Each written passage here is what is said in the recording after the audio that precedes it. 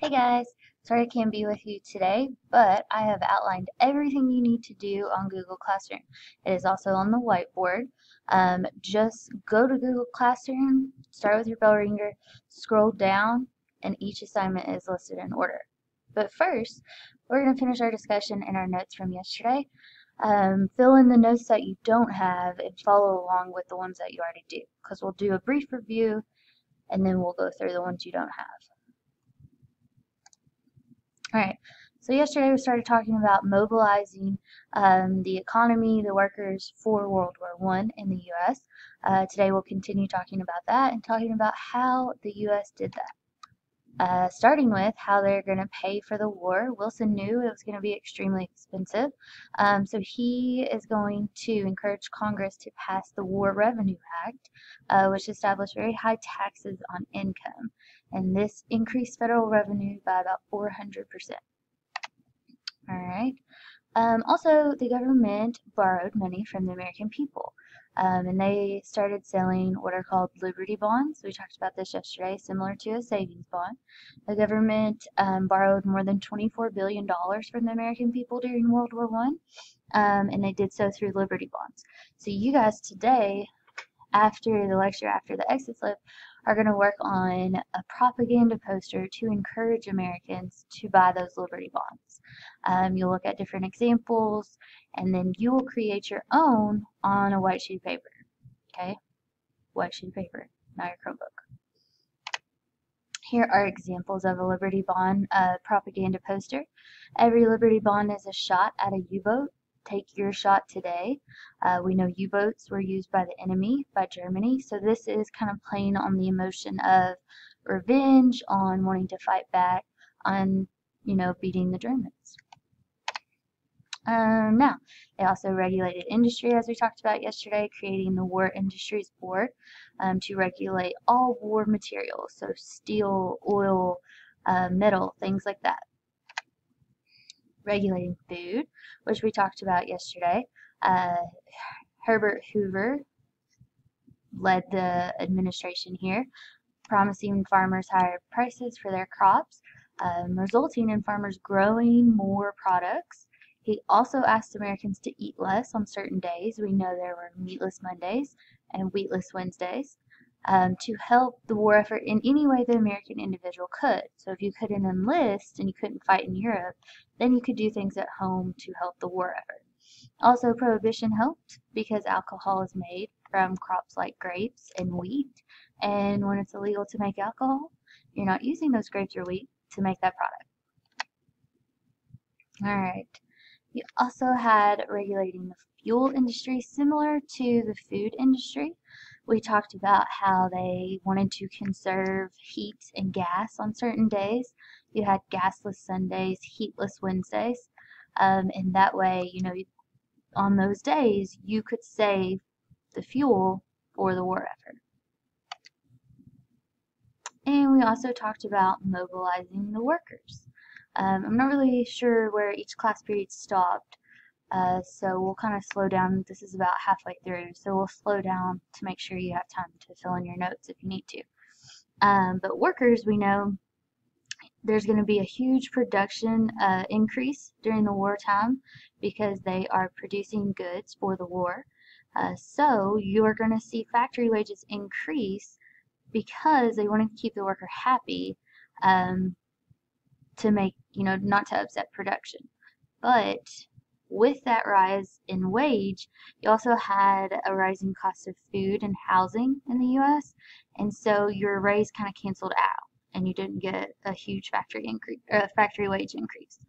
You couldn't really tell the difference. You also had harsher conditions in the factories because of the production rate was set so high, the quotas were set so high. Sometimes they had to work really long days under unsafe conditions just to meet that quota. So you see a lot of people start joining unions. We know that workers join unions to fight for things that they would like in the workplace, like higher wages, shorter work days. And if unions, if you're fighting with the union, you're not getting what you want, you may go on strike, in which you're not producing anything at all. So during the war, they did not want people to go on strike and upset the war effort. So they're going to create a board to keep the employer and the worker both satisfied so they can meet that war production quota. And that board is the National War Labor Board. And this Wilson's administration created this board in 1918 to judge disputes between workers and management. So I want you to highlight the National War Labor Board and the bullet underneath. So the term here and this bullet, third bullet, okay? Now, they were here to kind of settle the fight before it got to a strike or to a boycott so that that war production was not upset. All right? And it was successful. They improved working conditions. They established an 8-hour workdays. And they even urged equal pay for women. All right. Now, we know that with World War I, they did issue a draft with the Selective Service Act. So men from 21 to 30 were drafted to go fight in Europe. As men left those jobs to fight, women moved in to keep the American economy moving. They took many jobs that traditionally were held by men. You had women working in the factories, on railroads, on docks, building planes, building ships, all to help the war effort. You also had many other women filling traditional jobs, okay, such as teachers and nurses. And we know how many nurses served in the U.S. and in the Army during World War I, because we talked about it yesterday. That's right, 20,000. All right, so I want you to highlight this last bullet here, where it says about 1 million women joined the workforce during the war. Okay, so that you know the women are making up a huge portion of the workforce during these years.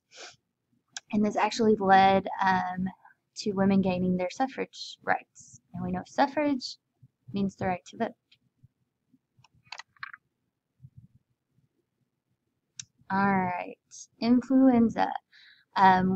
We maybe had a chance to talk about this yesterday, but if you didn't, fill in your notes. Influenza is a spread of, or is a deadly strain of the flu.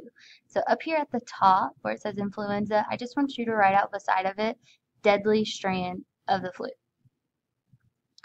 And this was so deadly that it could kill a healthy person within just a few days. There was an outbreak in Europe because the influenza spread very quickly. The unsanitary trenches helped that spread among troops. But there was also an outbreak in the U.S. During the month of October in 1918, more than 200,000 Americans died of influenza in just a month. And by the time this epidemic had passed, you had about 600,000 American people had lost their lives to influenza. So, huge deal in the U.S. I want you to highlight the last bullet here so that you will remember that stat. Over 600,000 Americans lost their life to influenza.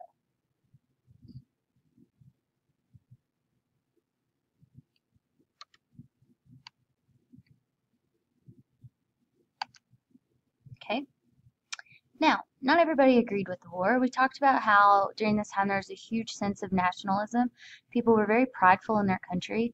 People wanted, to support the war. They wanted to support the country. But there were people who disagreed with the war, who disagreed with war, in general anyways. And so the Committee on Public Information was created, the CPI.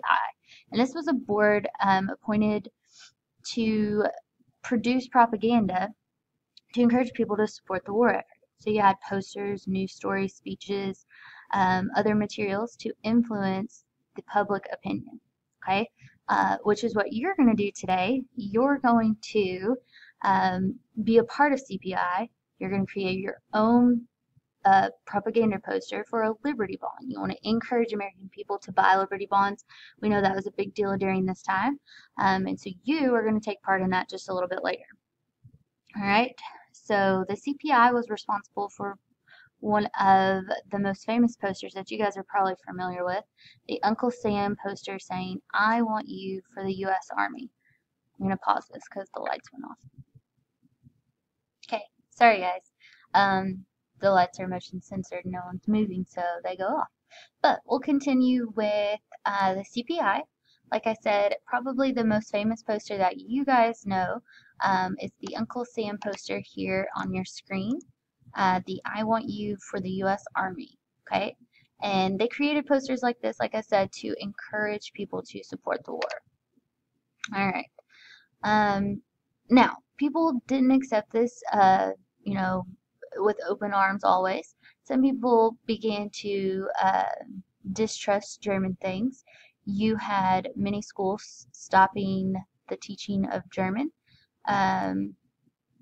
You also had German-sounding names replaced with more patriotic names. So, like sauerkraut became Liberty Cabbage, and hamburgers became Liberty Steak. Alright, a report spread that German secret agents were operating in the U.S., causing Americans to kind of discriminate against German Americans, and this lasted for some time. Okay, so remember, Germany's the enemy at this time. They were part of the Central Powers, and that is why there is a little bit of discrimination in the country. Make sure you're filling in your notes.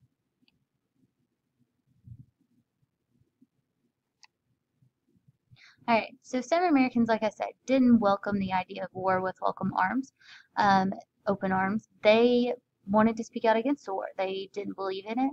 Some people were considered pacifist, which are people who do not believe in war, do not believe in fighting. Reformer Jane Addams, yes, you remember, right? Jane Addams was the first founder of the U.S. Hull House, which was a settlement house for immigrants. Good job. But she was a pacifist, and she did not believe in World War I, and she wanted to speak out against that. And she even founded the Women's International League for Peace and Freedom. All right. Now, with that being said, these people speaking out, Wilson's administration found it necessary to try to limit that public opinion about the war, the speech talking out against it. So we will see that with the legislation that was passed of the Espionage Act and the Sedition Act. So I need you to highlight both of these bullets on your screen. The Espionage Act punished people for aiding the enemy or refusing military duty. The Sedition Act made it illegal for Americans to criticize the government, flag, or military in speech or writing. Alright, so highlight both of these. Remember the Espionage Act and the Sedition. And here you will see that in a Supreme Court case. Okay, and well, on the next slide you will. This just tells you about people being arrested, being jailed, that were convicted of committing those acts, the Espionage Act and the Sedition Act. They were sentenced to 10 years in prison sometimes. A lot of them released after the war. So fill in your notes. Nothing to highlight on this slide.